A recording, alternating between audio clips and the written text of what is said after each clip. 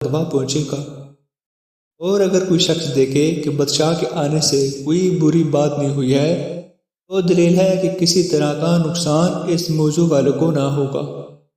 حضرت کرمانی رحمۃ اللہ علیہ نے فرمایا ہے کہ اگر کوئی شخص خواب میں دیکھے کہ بادشاہ مرا ہے اور اس کا دفن نہ کیا اور اس کو کوئی رویا نہ ہو اور اس کا کفن اور جنازہ کیا تو دلیل ہے کہ اس کا کوئی مکان خراب ہوگا اور فکر مند اور بیمار ہوگا۔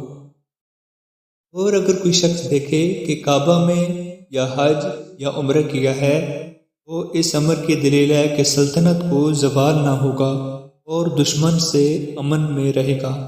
اور اگر دیکھے کہ کسی نے اس کو سلام کیا یا اس نے کسی کو سلام کیا اور آگے سے اس کو جواب بھی آیا تو اس کی مال کی حفاظت کی دلیل ہے، اور یہاں پر قائم و دائم بھی رہے گی۔